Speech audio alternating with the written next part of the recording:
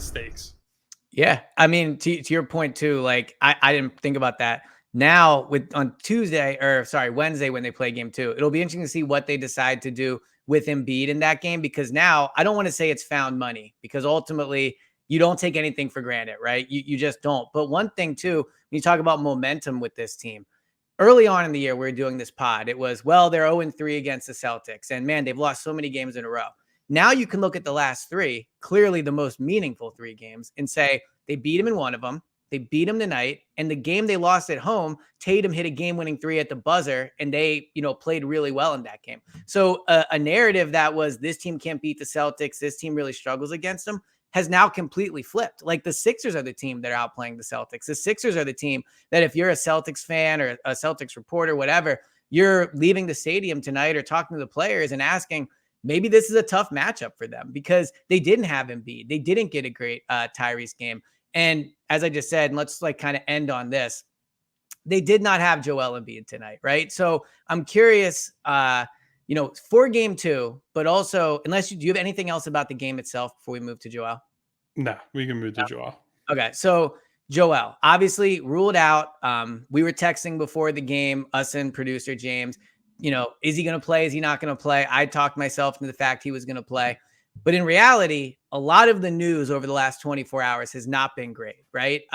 We now know it's more than a grade 1 sprain, right? It's in that 2, if not closer to that 3. He hasn't run yet. There was some reporting, and it'll be optimistic he would play in game 2. I'm curious where you're at with Joel. What are you hearing? And just since we've last recorded, and really all the news of the past 24 hours, how are you feeling about his injury? I'm just going to say there are so many different people reporting stuff on Joel at this point that, and look at this. Joel's hoodie was crucial to tonight's victory.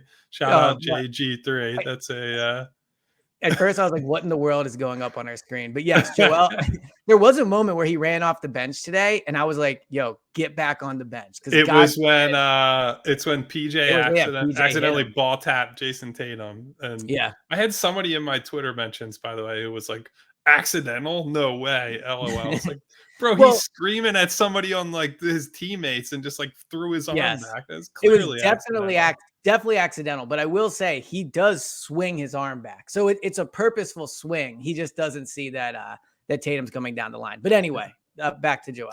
So I mean, Skip Bayless is reporting stuff on Joel. Like, come on, man. I'm not even going to try to pretend if I know that he's going to play or the exact state of his knee. Here's what I would say. The phrase found money has come up multiple times.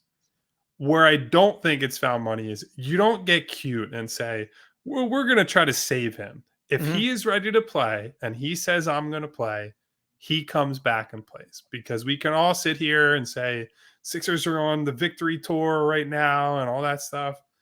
James Harden's probably not going to give you 45 again in game 2. So. Like, and that's not disrespecting Harden, but that is like an all-time Sixers playoff performance right there. I'm not expecting that in game 2. To beat them in game 2, you're more than likely going to need more from the other guys, and frankly, to have your best player available to shoulder the load, to beat up on Al Horford in a different way for the second straight game. So if he's ready to go, I am not in any sort of frame of mind to say you rest him and you bring him back for game 3. Because honestly, another important thing is you get some game reps for him. You run him out there and you say, it's true. All right, he's got his conditioning back a little bit. And I believe Brian Windhorst was on the broadcast or on Sports Center earlier, right after the Embiid news came out. And he said part of the reason Joel went through a workout today, or like a relatively intense workout, is because they want to see how he feels on Tuesday or tomorrow, as we're talking right now. And so if he plays in game 2 and then feels awful between game 2 and game 3 and is essentially not able to play anymore, if you saved him for game 3 and then he feels that on Saturday and you go down 2-1 because you got cute and you thought, oh, it was, found money, whatever, you get him back as soon as he's able and willing to go, period. Now, I don't know when that is. I don't know if they'll agree with that philosophy, but to me, that is about as easy a decision as it gets. So I think I agree with you. Here would be my pushback.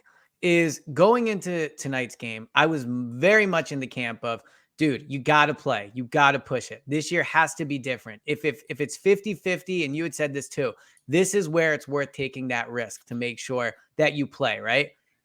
My only counter now after watching tonight, and you're right, don't get overly cute, don't get overly confident, is this team can beat the Celtics. Like, they can beat them. They're up 1-0. And so while I agree you don't get cute and you don't sit Embiid because of the logic that you're up 1-0, man, if Embiid, if I'm hearing and the doctors are telling me that if Embiid sits another 3 days, there can actually be a noticeable difference, I might do it, because ultimately this team is good enough. We saw tonight this team is different. And while they might be able to go up 1-0 on the Celtics, they're probably not beating the Celtics without Embiid. Although after tonight, who knows? But they're probably, or definitely not winning the NBA Finals without him. So while I think that there is a lot of truth in what you're saying, the win tonight does make me feel, man, if when Embiid comes back, he can be 20% better if by sitting out game 2, 20, 25, whatever.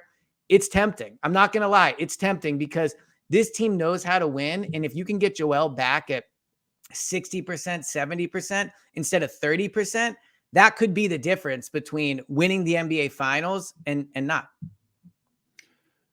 Get him back as soon as possible. Right, there it is. That's just, I don't have any more to say on the subject other than that. That's all right. Well, let me make my last Embiid point, and then we'll wrap this up, because I want to get it to the people and I want to go celebrate on Twitter. So the win tonight, and remind me if I said this at the beginning when the adrenaline was really pumping, but the win tonight, I thought for Embiid was a massive win, because we talk so much about Joel's mental state. Where is he at? How is he feeling? In the game, is he into it? In between games, how is he feeling? What's his attitude about everything going on? And the quote I always think about is when Tatum made that game-winning 3 and he said, "Story of my life," right? I thought tonight could be a moment where Joel could really look at himself and say, this might be different. So often when he's out, they lose. They fall behind 2-0.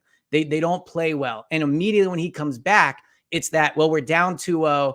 Like, I have to be great right away. This is such a tough situation we're already in.